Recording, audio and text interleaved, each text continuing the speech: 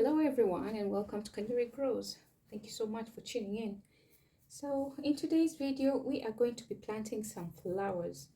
Flowers that are going to be sown in March. We are now at the beginning of March. We are still in late winter.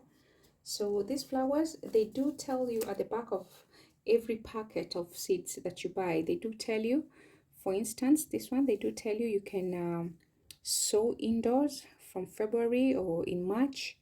And it does tell you as well when to expect the flowers. So each and every packet that you buy, just read at the back of it. It will give you an idea as to when you can sow that particular flower. So I like to sow my flowers basically because they are good to intercrop, and they're also good because they attract the beneficial insects into your garden. For instance, if you're having a problem with caterpillars, you can always plant flowers that are going to attract wasps so that the wasps can help get rid of the caterpillars. So in today's video, we are going to plant a couple of flowers. As you can see, I have already prepared my compost because I didn't want to take too much of your time into this video. So I have prepared the compost and I have labeled my containers. I'll be using this just the normal supermarket containers that you can get with when you buy your groceries. So I'm going to take you through all the flowers that I'll be growing in or I'll be sowing today. Most of these flowers I'm familiar with. I have planted them before and they've done well. They've been so beneficial. They look beautiful and some of them are even edible. So you can always pick them to maybe have your tea or add to your salads, or you can just have them in the garden. They look beautiful, and also they are beneficial because they attract all these good insects into the garden. So first off, I'm going to it has ripped, as you can see, because I have planted it before, and this is why the packaging is just ripped. But this is called a snow princess, a variety of calendula. I love calendula so much, guys. I love calendula, and it has so many benefits.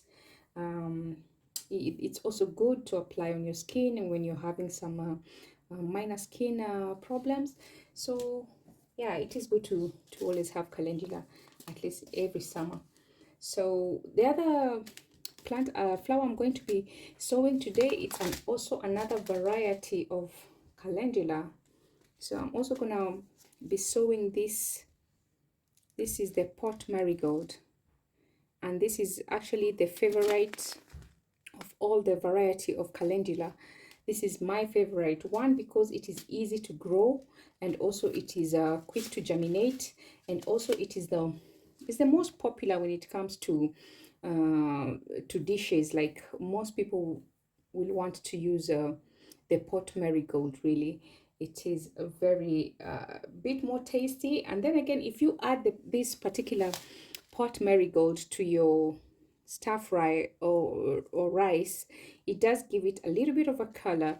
Actually, I think I read somewhere traditionally they used to use this calendula in place of saffron, because obviously saffron can be a bit expensive or difficult to get to get hold of. So some people used to use the calendula to color their food, to add coloring to their food, and also into their salads.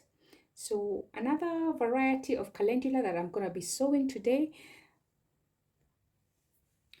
is this daisy. This daisy is also nice to add to your dishes, and I'm going to be adding this calendula variety too. So those are three types of calendula that I'm going to be planting. And another flower that I'm going to be sowing, and this has been a bit challenging in the past to germinate, but I haven't given up. And this is the echinacea.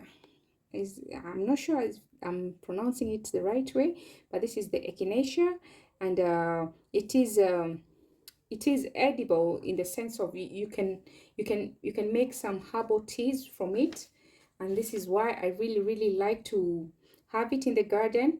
I haven't had quite a successful germination of this echinacea. Maybe it's the variety that I have been using, but I'm still giving it another chance. Another one I wasn't quite sure about is lobelia. Lobelia is a beautiful flower. It's a delicate. It's a classical flower. It's good for containers. It's good for hanging baskets, and it is nice. The only issue sometimes I have with this lobelia, it can just go. It doesn't have a uniform pattern the way it grows. It can just go everywhere, and but I will still plant it because I like it and I love those delicate white flowers. And another one I'm gonna be planting this season is the alyssum.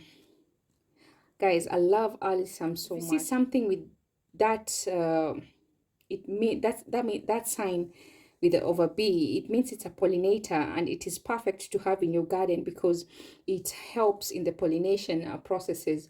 So it is important to always have pollinating a plant. Most of them are anyway, but this is one that plays a really vital role in the ecosystem. So guys, I'm gonna show you these other packets, but they don't have I don't have the main packaging of it because it's one of those seeds that you buy in a large pack and it has several types of seeds in it. So this particular seeds that we are looking at here, they are very, very, very tiny, guys. You can hardly see them, but this is also another type of lobelia. This is similar to this lobelia. As you can see, this is the lobelia white lady, so you'd expect to get all the flowers to be in white, you know. So but for this lobelia, this is a mix lobelia, so you get all these different colors of pinks and purples coming through. This is the sweet pea. It's a tall climbing plant. It's a beautiful flower, delicate flower. It matures in early spring, and you can expect to have flowers by May, June. So guys, so stay tuned to see how we are going to sow all these. So I'm going to start off here with alyssum and the echinacea. So this is the particular container that I'm going to be planting these to. And what I'm going to do, I don't have any particular pattern. I'm just going to generously sow it, and later on I will have to transplant into their last final place, which will maybe be a container or a hanging basket. This is how the seeds look like for the echinacea. So I'm just going to be putting a few seeds on one half of the container.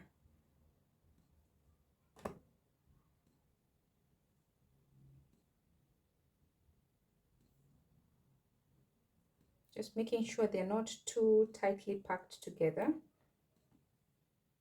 so that it can be easier for me to transplant them. So this is how it looks, guys. I've just done that on one side.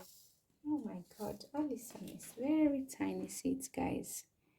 Very, very tiny. Spread them out here sparingly.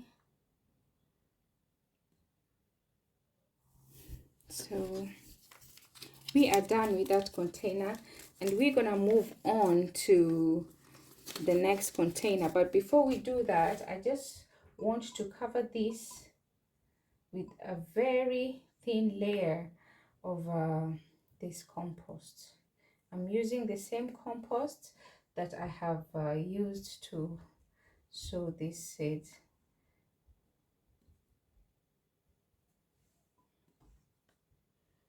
In fact, the alyssum, when the seeds are so tiny like that, you don't really even have to cover it because they are so tiny, and you don't want them to take too long to start germinating.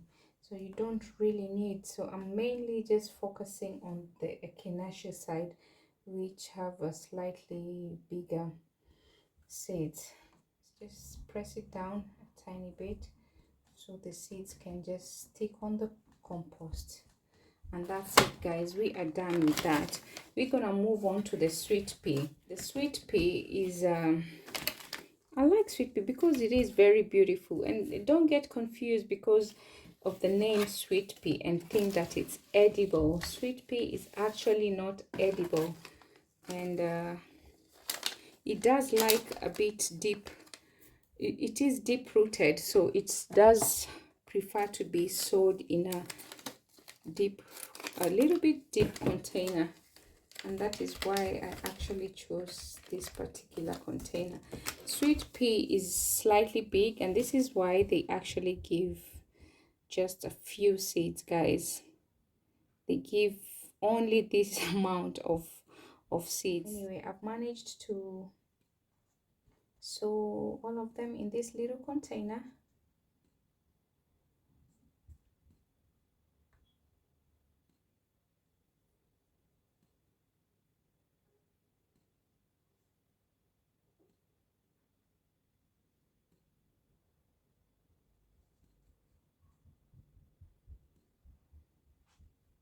And once again, I'm going to just drizzle a little bit of compost on top.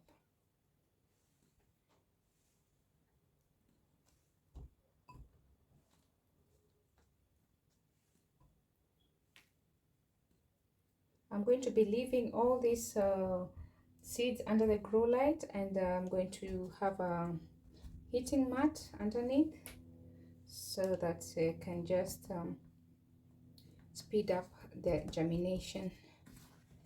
So we are done with the sweet pea. Next we're gonna move on to the calendulas. So we have 3 varieties of calendula here, guys, and we are going to be starting off with the daisy. I love the daisy. I think it's beautiful. It almost reminds me of sunflower. I love calendula because they germinate so fast.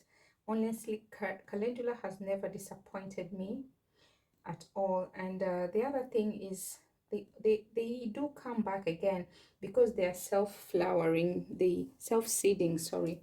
They do come back again because when you leave your flowers to go into seed, the seeds will fall onto your raised bed or your container, and the next season you will see the same seeds starting to germinate in that same place. So you don't always have to buy these seeds, guys.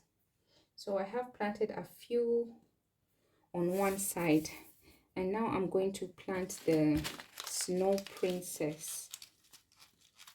I think I will put some these just there to try and create like a division, because they might look very similar once they start germinating.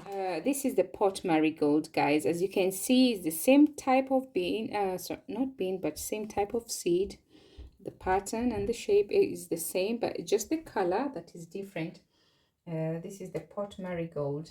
Pot marigold is a very lovely vibrant orange, which actually looks very beautiful in any garden, guys.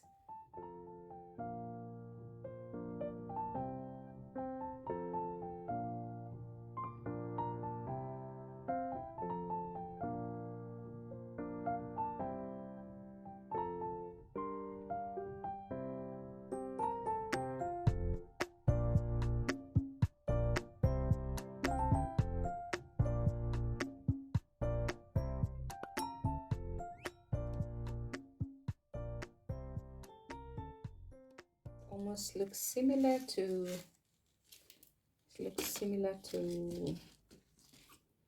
this pot marigold in color.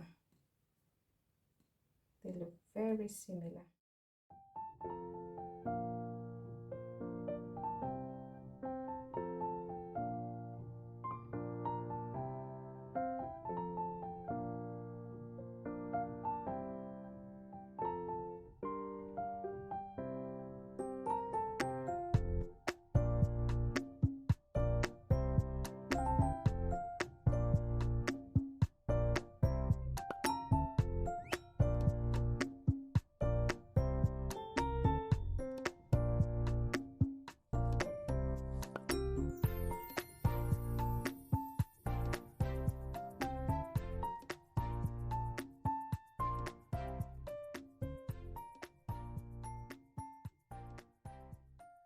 next I'm going to be planting the lobelia, and I have some lobelias here. Lobelias have really tiny seeds, guys. You can hardly even see them. It's like it's not even there. So first of all, I'm gonna put my divider in there so it can just guide me, because this is it's a little bit tricky with these tiny seeds, because both of them are very tiny and it's easy to just mix them up. So hold on, this is the mixed one. So the mixed one comes onto this side, and what I'm doing is just gently tapping it out of the packet.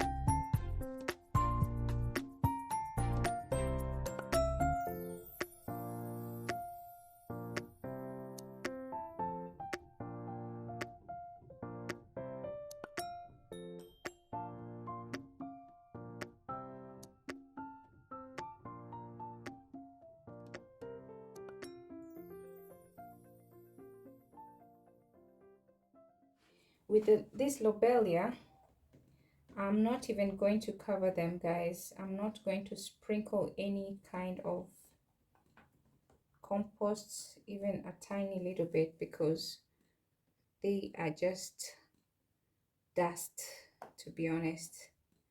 They're just dust. So what I'm doing is just pressing them down.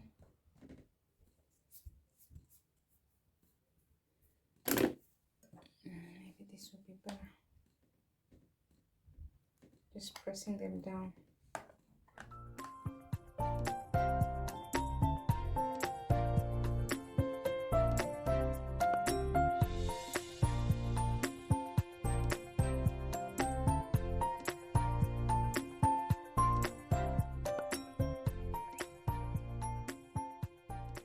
To sprinkle a little bit of water on them so they can be a bit moist, not too much.